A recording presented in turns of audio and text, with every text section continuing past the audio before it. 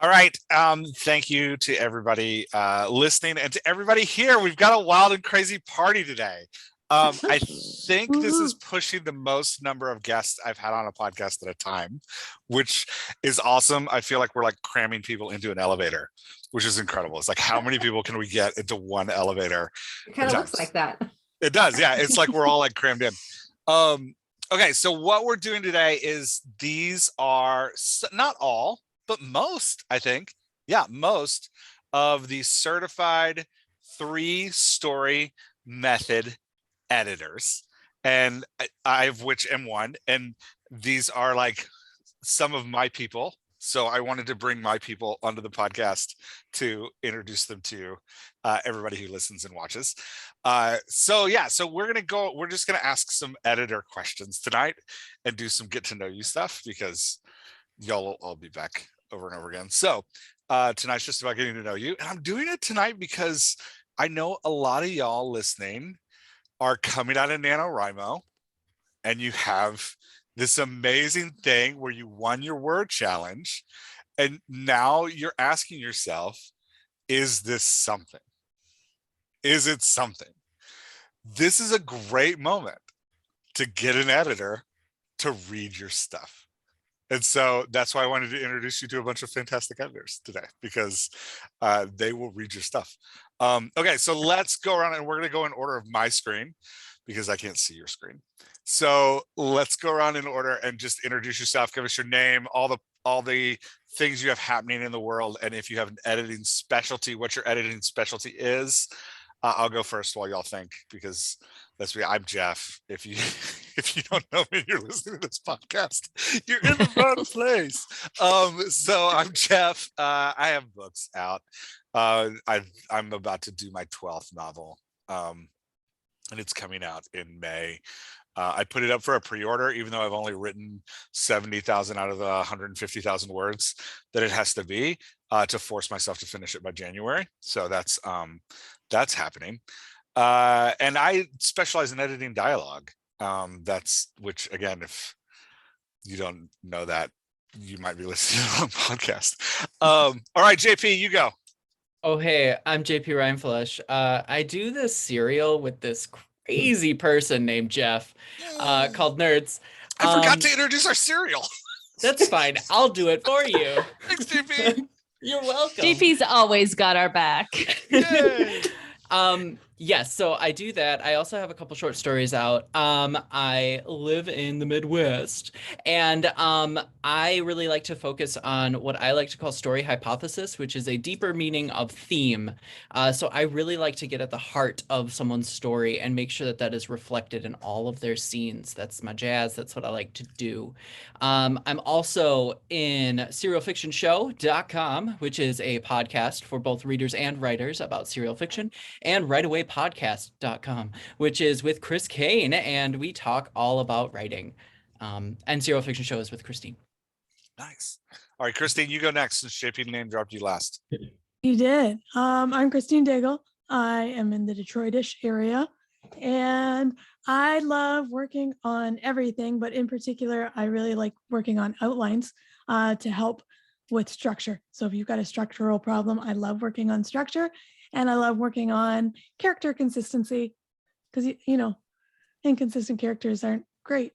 What else about me? I have one trad pub book out, steampunk book, and I have 2 serials currently on Kindle Vella. I've got a sci-fi and a horror under the name LP Styles. Those are co-written. That's me. And yeah, I do the serial fiction show with JP. Your Vellas are crushing it. Your Thank serial you. fiction is crushing it. Yeah. Appreciate it. All right, Miss Catherine. Oh, okay. So I'm in my writing community, Miss Catherine. Outside of that, I am Catherine Hernandez. I will hopefully be publishing early next year. I'm sending off my steampunk manuscript to my editor January 1st. So Nice. That's exciting for me. Yes, finally. I am redoing a podcast with a friend. It's called the Writer at Work podcast. So we are getting into that. My editing, what I focus on mostly is world building, because world building is super important. And I am also a pantser, so I do chapter analysis because I believe that if you know what your chapters are, especially if you're a pantser, you can write any story you want, especially a series. So that's what I do. Awesome. Okay, next on my little Brady Bunch weirdness is Kathy. Hi, I'm Kathy Peeper, and I live in the St. Louis, Missouri area. And for my editing, like Christine, I also want to focus on outlines, and probably for genre, romance, paranormal, and mystery, thriller, suspense. That's because I write historical, time travel romance and paranormal suspense. And my 10th book will be coming out in December. Nice. Time travel romance is one of my wife's favorite. Ever since she read Outlander, she's into Outlander's great. yeah, she's been into time travel romance ever since. All right, Valerie. That's me. Valerie Isan. I have 3 published books. I write women's fiction and memoir, and my specialty in editing is, of course, story diagnostic of fiction and non, but I like memoir and women's fiction, especially if it's got a little hint of magic in it. I think that's really fun too. Nice. I think, was that all the questions? Did I answer? Do you have a podcast? I do have a podcast. It is now called, I'm rebranding it, Writer Craft Podcast, and Nice. I'm getting a co-host for the first time. And so we're starting to record some new stuff this month. Very cool. So yeah, That's exciting. That's awesome. All right, Catrice. Hi, I'm Catrice McKee, and I'm from the Houston area in Texas. There's many Houstons, so I think I need to state which one it is. It's a big area. I have, let's see here. I like substantive edits and line edits quite a bit because I think that that's where the rubber hits the road. If I have a specialty, it's deep point of view. And, but I have edited everything from historical romance to science fiction, military sci-fi, I guess is what I would call it. I write epic fantasy for young adults. I have 5 books out so far and 2 stories in anthologies, one of which is coming out December the 8th. So I'm really excited about that. I don't know, I guess I write short, I write science fiction. If I write long, it's fantasy. I have a podcast called Writing Pursuits. That's not writing as in riding a horse, it's writing as writing with a pen. So Writing Pursuits. Yeah. That's awesome. All right, Chris, last but not least, Chris. And for the next half hour, I won't list everything. Just to list all of your podcasts for the next 2 hours. I've only got 2. We're good. I'm not Nice. JP or Okay. Trey. But Chris Cade coming at you from Costa Rica. I do have a podcast with JP. I also have a podcast with Jay Thorne called the Right I Away do this podcast. every time we record. No, I was going to say the Right Away podcast. It's Her and the Author JP's Success podcast is called Mastermind. The Right Away podcast is absolutely phenomenal. Everybody should listen. Her and Jay Thorne's podcast is the Author Success Mastermind. Also incredible. Everybody should listen. All right. And it's connected to our community group that I facilitate and teach at. I have written 60 plus books under super secret romance pen name, which I think was the best paid internship of my life. And because I am not a naturally emotional writer, I had to learn because romance needs that. And so now I'm really passionate about helping authors who are uncomfortable with writing emotion build up their confidence and give them a whole packet of tools to do that. Awesome. All right. Thank you, everybody, for coming on today. And I know this is a little crazy. So I'm going to throw a question out to all of us. And I would like for you just to edit it sharks in a tank chum style. So I'm not going to call in anybody. First one to the meet gets the answer. Okay. So the question is, the first one is, what do you love about editing? People's faces. Not So when okay. they Explain. get So when they finally get the piece that you're trying to explain to them and they're like, oh, yes, that's the moment I like. Because it's not just the red pen and it's not just you being like, get it already. This is it. It's them clearly understanding it and becoming a better writer. That's amazing. That is a fantastic moment. Yeah, Catherine stole my my answer, because it is, for me, it's that relationship you have with an author, like when you're both like working towards their better good and you're both really in it and you're getting those moments that Catherine mentioned and you're seeing them grow over time. That is like, the editing story is just my jam, but the people are the reason I do anything. Like writers are the reason I write, because I want to be seen as cool by them, and readers and writers are the reason I edit, because I want to help and create good stories.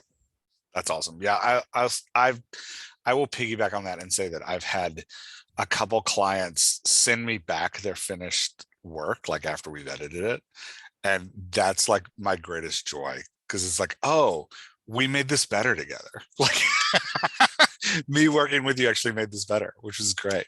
It's always such a great like feeling to be like, yeah, that happened. That's what I like the most about the editing process. It's like you've got a lump of clay when they give it to you, and together you kind of shave off the unnecessary stuff and fine tune other parts. And then, you know, it's a partnership, a cooperative process, you know, between their revisions and your advice. And then you get to see that moment, that aha moment, when they like love what the story's becoming. And then they're really proud to share it with readers. That's just the pinnacle, I think. Yeah. I'm betting that probably all of us here are going to say the same thing.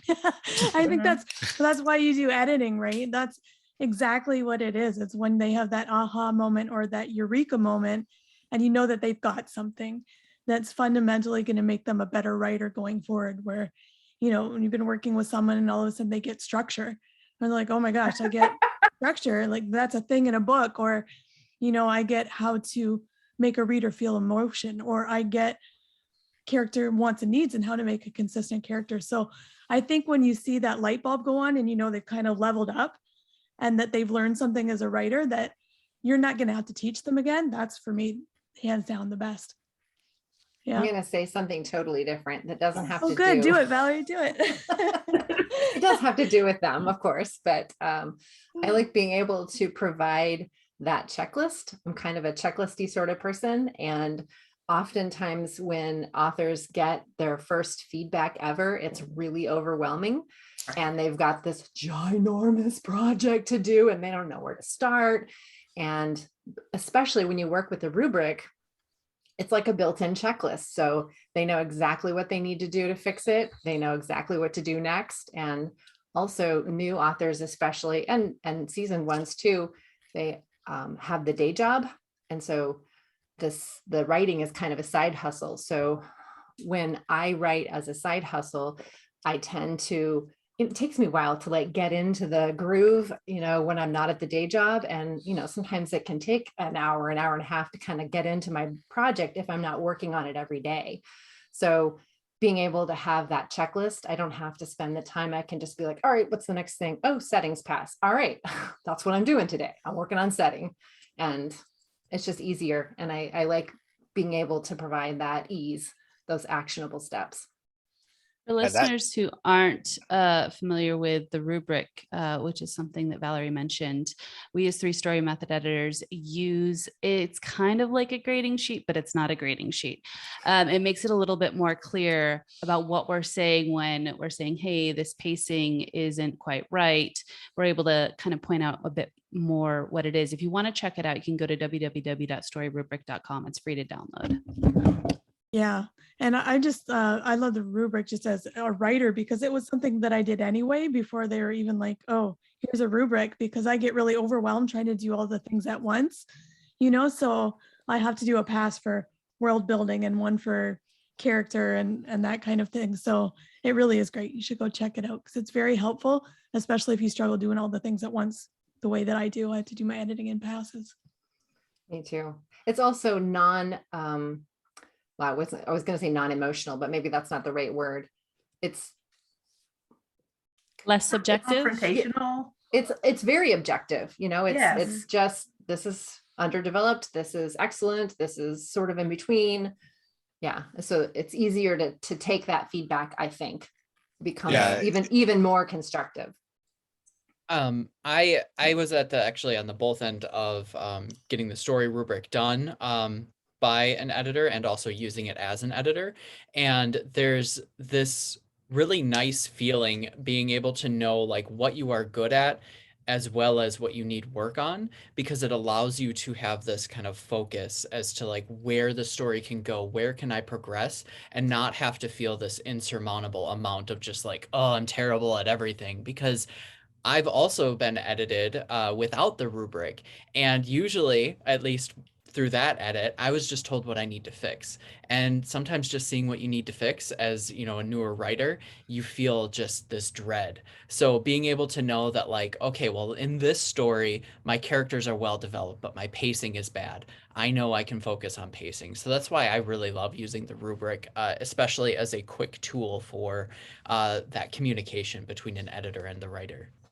Yeah, I use it to write too. So for anybody, I'll put a link to where you can get a free copy of the rubric in the show notes. But you know, if you're not ready for an editor yet, after I get like, I'm finding that when I get like 3/4 of the way through a piece or through a book, you know, through a novella or through a book, I'll actually pull it out and be like, okay, how is this going to make me think about things differently than I'm currently thinking about them? Which is good. I was using it with my current book, and there's a piece of it on world building and like the world you're creating. And I was like, oh yeah, I haven't really explained that at all. So I had to go back and redo that section of those first couple chapters of the book. Anyway, so it's a fantastic tool. Okay, I'm going to throw a complete curveball at y'all. I didn't give you this, but the question came up. So when I finished my first, second, and third book, I was terrified of getting an editor, and I did not, which was a huge mistake. So I was afraid of the feedback I might get, and B, afraid that they were going to confirm for me that I was a terrible writer. So editors, please explain to a new writer like me, talk to me about those fears. I need to get on my soapbox. So if you are writing alone and you don't have a co-writer, there is a magic to someone being able to look at it before you give it out into the public. And for that person to be able to have a common language that they can share with you makes it significantly better. It eases the blow and it lets you know. In terms of, am I a good writer? You are. Just get over that. So don't worry about it. The fact is, everything is figure outable. So you know what? You did it. I'm super proud of you for getting that first draft done, but now let's work through it. Let's get it better, because everything can always be brought up a notch. And if you can get that before you get it out into the public, so that's why you should have an editor, do it, because then your stuff is going to be better. It's going to be something that the public can then see and know that, wow, I want to read more from this person because the quality of stuff that they're sending out is top notch. And to be clear, the quality you're talking about is not about proofreading. No, right? We're not talking about like, are the periods, everybody's like, no, are the periods and commas in the right place? Yeah, we're talking about like, is the story ready to get into the world? Mm-hmm. You know what I found? Go ahead. No, go ahead, jump in. What I have found is that some of the worst spellers, the people that had trouble writing in school and making the grade, are some of the most adventurous, stunning storytellers there are. And so that is not what the editing is about. Sure, you have to get around to that, but at least to begin with, it's about the story and it's about the style and the voice. And so just don't let that become a barrier to finding an editor. And if you find an editor that is all they're talking about, you need to move on. Yeah, and I will, this is my soapbox. We're just going to set soapboxes up for each other, and then okay, I'll take turns standing on them. Grammar and proofreading matters less than you think it does. I was reading Jane Austen because sometimes I just pick up random books I was reading. So I was reading Pride and Prejudice this weekend. It's right here. And I found 2 typos in the first chapter. So just saying, if Jane Austen could have a typo, you could have a typo too. It's less important than you think it is. Yeah. But that doesn't All right, mean my you can't go soapbox to an time. editor. Yeah, go for it, Chris. Sorry. My soapbox time is that there's no one size fits all journey. And I, you guys are gonna laugh because I don't know if I've like said this out loud, like to everybody. I have never hired anything other than a proofreader for my books. Now, what I have done though, and this is a lot of work, is I published really freaking fast under a pen name, which is why I don't tell anybody about the pen names. And readers told me what was wrong, and I used that information to fix the next book. That's not advisable for everybody. If you don't have a thick skin, that's not a good idea.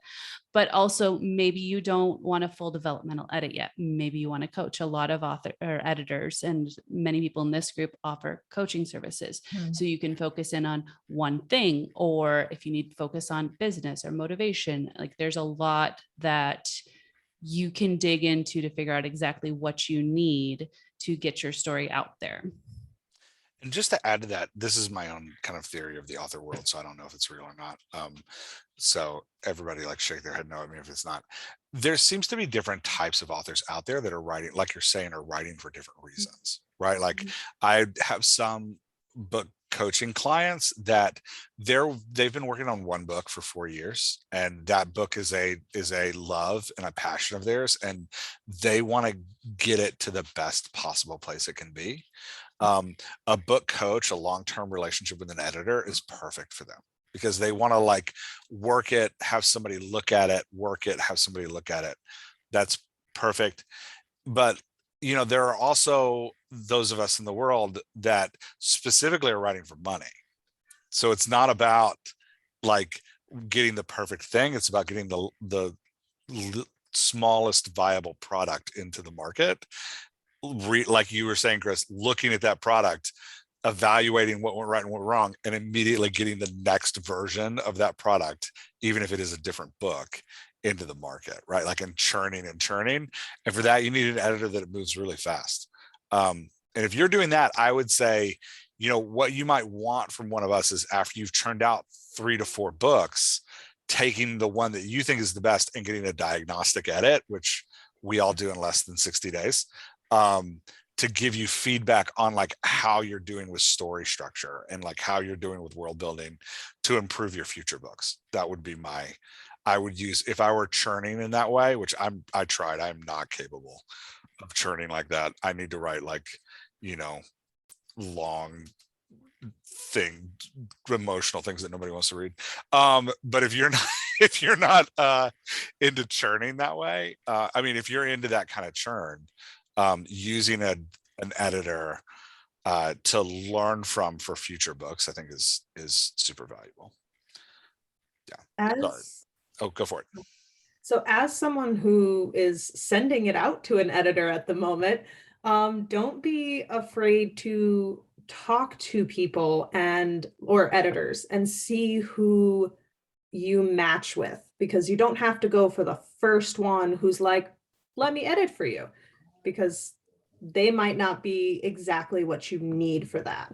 And as somebody who's dyslexic, it is nerve-wracking to hand it over because I'm like, oh, the spelling, I'm so sorry. Like, they're like my beta readers, bless their hearts, because they have gone through some crazy, like, what was this word? And I was like, I don't know, I sounded it out. Like, so don't be afraid to like go to an editor, because mine is working with me with that, because like I know what my head is saying, but it doesn't always come out on page.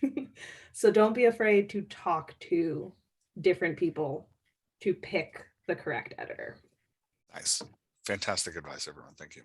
Does everyone on here do free consults? I was just going to say that. I think most of us do. Yeah. Yeah, I think we do. Yep. Free consults, and I think most of us have an under $100 service that's essentially a try me out and see if you like the way I roll kind of service as well.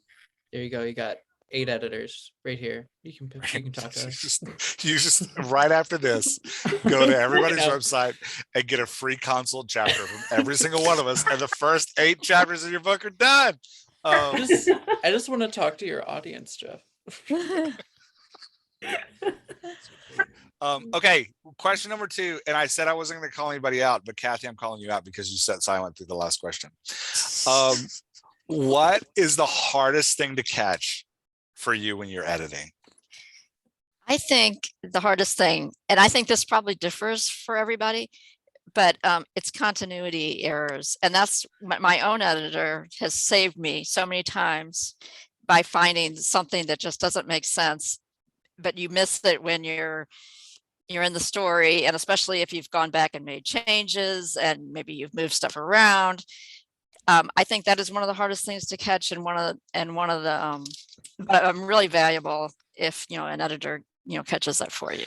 So do me a favor, because I did have somebody look at my 4th book and they told me you have continuity errors, and I had to go look that up to see what that is because I didn't know what a continuity error was. Describe for those listening who may not know, what's a continuity error? Well, like if you say that someone, maybe you say they work somewhere in one part of the book and then later in the book they work somewhere else, or you say they've never been to Texas and then later you say, oh, when I was in Texas I did this. Something like that is a continuity error. Nice, thank you. Yeah. Would you like to hear a very embarrassing one I've had? Oh yeah. Because I write romance, there are spicy scenes, and mid-spicy scene, I switched the character's name to a character from a previous book. It's a magic throuple. They may have been related, so it got really awkward. Ooh. And it didn't get noticed until it was published. It was great. It's Nice. That's the best. Yeah, mine was one place in the book I had 4 people sitting at a table, and then suddenly there were 3. I didn't explain what happened when they left. That was like within the same paragraph. And then I kept changing the spelling of one of the characters' names. I spelled his name like 7 different ways in the You still do that. I do. I still do that. In the serial. Yeah, JP can test. JP, I probably did it in the last episode. I used to have a plugin for Word that would do a report on all the similarly spelled names and words that they, and like capitalizations and everything. And when I find it again, I will share it with you all. That is it's awesome. Invaluable. Yeah. Now Mine had to listeners do know with why I a have all coffee these pot. charts. Oh, I'm sorry, Valerie. I talked over you. What did you say? Oh, mine had to do with a coffee cup, my continuity error that I didn't catch and my editor didn't catch, and it is now published in the book. They were sitting at a table and he was at a cafe. So we had one of those paper cups for the coffee. And then at the end of the scene, she slid her finger through the coffee handle. which It's of just course a is very not there. it's just a very fancy paper cup. Yeah, Paper one. it's not an error. That's on purpose. People just need to use their imaginations. Okay, besides continuity errors, what else is difficult to catch as an editor? Repetition. Repetition, especially with a long novel, like you're talking 150,000 words, you don't see the repetition, and especially the author can't see it because they've seen it so many times that they've lost track. And like I've even had authors who repeatedly had somebody get captured and then captured again and then captured again. So that was like 3 or 4 times they were captured. And it's like, you need to switch it up. And they just couldn't see that they were repeating themselves. Jimmy Olsen's tied up in the corner again. Yeah. Right? One Dialogue character. too. Dialogue starts to sound a lot alike from scene to scene. And so you have to watch that too. And the same concept is that my one character kept getting like knocked unconscious, and I'm like, this poor character has so much like damage. So yes, that is often an error. It's like this repetition of like character wakes up, character gets knocked out. This Don't isn't So something it's difficult for me to find, but something that's difficult for me to do as an editor. Well, before I started doing story diagnostics, I did line editing for a decade.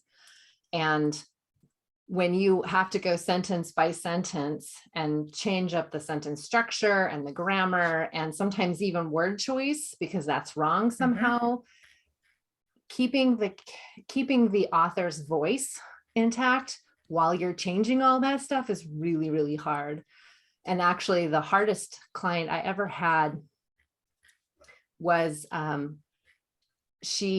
first language was ASL. So American Sign Language.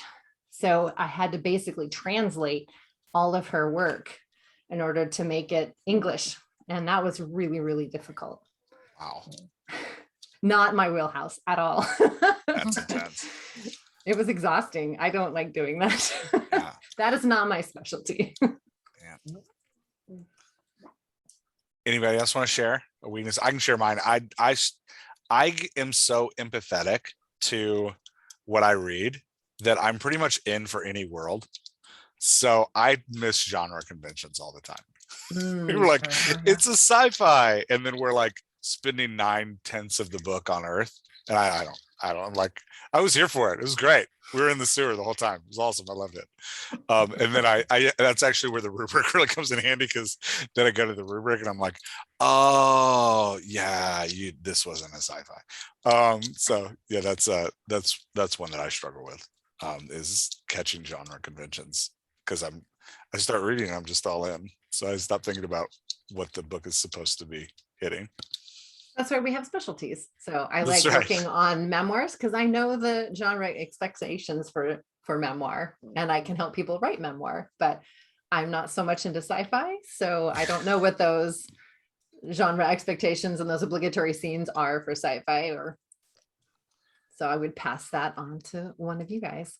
I have one more example, and that's anachronisms. I had recently I had a Viking novel, actually it's a series, and they were definitely in the old world. It was before Leif Erikson, whatever, and they were using all these new world foods. I mean, a lot of them, like chocolate and corn and having hot dogs. Right. Viking hot dogs. Yeah. And it was like, cooking them on their horn helmets. If I'm having a problem with this, the readers are going to have a problem with it, So, but I kind of wonder sometimes if I'm catching all the things. So sometimes that's just that's one of my fears, is that I'm going to miss the big anachronism. Yeah.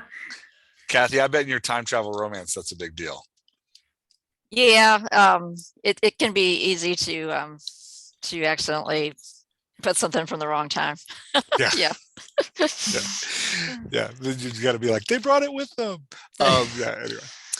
All right. Any other things as an editor that you're like, man, this is a tough one for me to catch? You know what one is always hard for me, and it's not the continuity. That one is like, I love that. I don't know. I have a strange brain. I will hold everybody's hair color and eye color and where they work will be in my head, and I'll be like, nope. And you spelled Doris with 2 R's, not you, Jeff. Yes, you, Jeff. But anyway, no doubt. But the one that is always a struggle for me on a first pass is spatial location, where people are in space, because I get so caught up in the language that I'll have to go through it again to be like, okay, I actually now have to visually picture this in my mind, and where is everybody, and did they just like jump across the room like while I'm reading it? So that's one that takes a bit of mental effort for me to think about. Yeah, I've done some battlefield scene edits, and I always have to get out a piece of paper and draw them out. I'm like, all right, these guys moved over here, and these guys moved over here. Yeah. Actually, with one of my writer friends who was really into role play, we actually got out like all his battle scene toys and like set them up so we could just see the whole thing, in my head while I'm writing. It was actually really useful. It was really good exercise. Yeah. I've heard that's good for sex scenes too. Well, all right. Good to know. So one of the reasons I ask y'all to answer this question is not just so that we can all talk about like our weaknesses, which is never fun, entertaining for me though. But the reason I ask us to do this is because I want to stress to those listening, it's super important to find the right editor for you. This is a relationship with somebody else. You're hiring somebody to work on your work. So don't just take somebody because they sound cool, right? Take advantage of that free service, take advantage of that, pay, like have them do a chapter first, make sure you like what they're doing, make sure you're talking to them before you hire them to edit your work. I always get terrified when, like, there's nothing wrong with this, but authors tell me all the time, like, yeah, I got this guy on like Fiverr. And I'm always like, do you know anything? Like, so you went with the lowest bid. Like, that's great financially. Like, I understand. I have been broke poor before, and had to just like take what I could get. But at the same time, you know, make sure you're testing them out before you use them, because we all have our weaknesses. We all have places that we're strong. And you want to make sure it's matching. Ideally, your editor's strength will match your weakness as a writer. Yeah, so that's my 2 cents on that. Any other thoughts on that? Anybody want to soapbox that? No, I just agree with you though. Like if you have a weakness, don't shy away from it, lean into it. That's what like the best artists do, you know, the best writers, they don't shy away from it. They lean into that weakness. And if you have an editor who that's their thing, I think that's something important to keep in mind. Yeah, totally. Also, you would have over the course of editing and revising your book, probably many editors actually, because there's a lot of different kinds of editing. So keep that in mind too. Yeah, super true. So we've kind of already started this question, but what do you think people should be looking for when they look for an editor? In addition to weaknesses and like matching your weakness with their strength, what else should they be looking for? I think they ought to be looking for a little bit of style. The first thing, you know, of course, we're all saying, you know, let's set up a call and let's get to meet each other face to face, because you can get a lot of a read on a person from the nonverbal, you know, face to face action. But also, I think hiring somebody for a little project, then you get to see what they do and how they interact with you, and make a decision. Do I want to move on with this person, or is that all I'm going to do with them? Because sometimes somebody can be really abrasive on paper and, you know, just break your heart. And you need to find somebody who will coach you along, tell you the truth, but also encourage. And I just feel like you can't do that solely on the basis of an interview. It helps to have something small. Go looking for references. If they're new, that's fine, but go ahead and get that little project so that you're sure, because it is a very intimate relationship. You're letting them in on your work, your life's work, and so it's very important to find the right people. Building off of that, I want to say that you should be very clear on what your expectations are and if they match the expectations of what your editor wants to deliver. Most of us here are really interested in building relationships rather than just like one-off services. Even if it's just a one-off service, like we only work on one book at a time, like ever for you, we still want that to be a connection and relationship and like a building process for you. There are some of you listening out there going, that sounds awful. I do not want to interact with people like that. And fair. Then you need to be clear on what you want exactly, you know, what kind of communication you want, what kind of communication you expect. I've had several friends who've had editors just kind of not get back to them and be like, oh, I'll get back, you know, it'll take me a couple of months, but then like don't give firm deadlines. If you're a person who needs, and most of us are, who needs to know when your things are going to get returned, make sure you set that up with your editor. If they don't tell you a specific date, that's a yellow flag. It's not necessarily a red flag, but it's a yellow flag. And make sure that those are in writing. Make sure that you know, like, this is a contract. Besides being a relationship, it is a business and endeavor. Make sure you have a contract that says, these are the ways in which the editor would have failed, and I can break the contract and not pay you.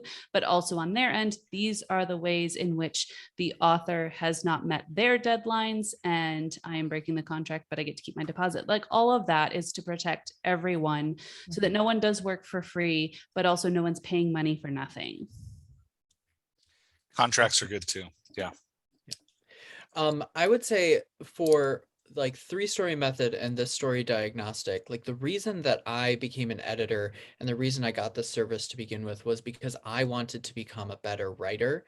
I wanted to learn from the process. And so I choose this method and I choose to use this method as an editing service because I'm working with the writer to become a better writer, as opposed to working with the manuscript to make only the manuscript better. The diagnostic process is more about how to use your manuscript as a tool to make you a better writer, so we're not doing inline comments and edits and fixing it for you and making it look pretty.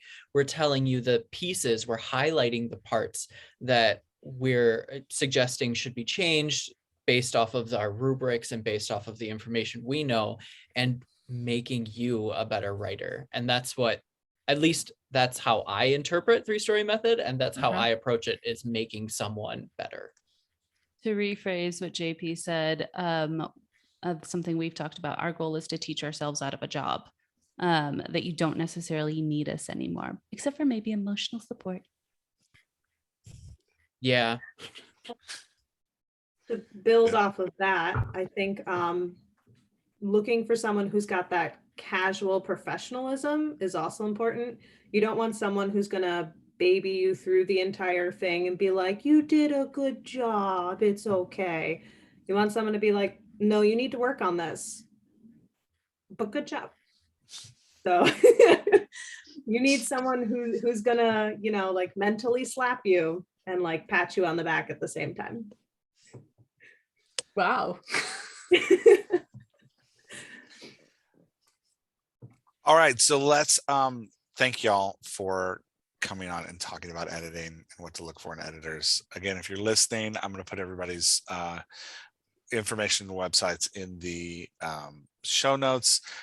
If you want to find all of us in an easy place, you can find all the 3-story method certified editors at theauthorlife.com/editing. You can find all of us there and get to our individual sites. But real quick, let's go around one more time and give everybody your website where they can find you as an editor. And we'll go in reverse order. Chris, why don't you go first? My website is www.chris, that's CRYS, Cain, CAIN.com. I didn't make that difficult for myself at all. I'm The name angry I at was how, born with. yeah, I will say this publicly. I'm angry at how nice your website looks. It makes me Aw, angry thanks. because it looks so nice. It was done in a day of fury. It's so great. And it makes me mad because I look at it and I'm like, why can't I do that? Yeah, it's really well done. Catrice, go for it. Writingpursuits.com. Nice. That's nice and simple. Kathy? Did you say Kathy? I did. Okay. It's www.Kathy, CATHY Peeper, PEPER.com. Nice. Miss Catherine? So mine is www.scribes-pen.com. Valerie? ValerieIsan.com, and Isan is IHSAN. Nice. The great Christine Daigle? ChristineDaigleBooks.com, Christine with a CH, and Daigle, DAIGLE. Nice. All right, JP? Yeah, German name here. All right, JPRINDFLEISCHIX.com. That's Rindflesh. So if you can spell Fleshman's vodka, you can spell Rindflesh. That's nice. Shockingly, the one name I never misspell is your last name. That's great. Which is a weird thing because I misspelled Doris, but I don't misspell your last name. It's German for ground meat, which is its own thing. That's amazing. For the one For vegan. the vegan. Yes. Yeah, that's amazing. All right, y'all. Thank you. I'm going to stop the recording and we can chat a little bit more, but thank you so much for coming on and doing this. Thanks for having us. And listeners, again, if you're looking for an editor, I recommend all of these people. They're amazing. All right, I'm turning off the recording.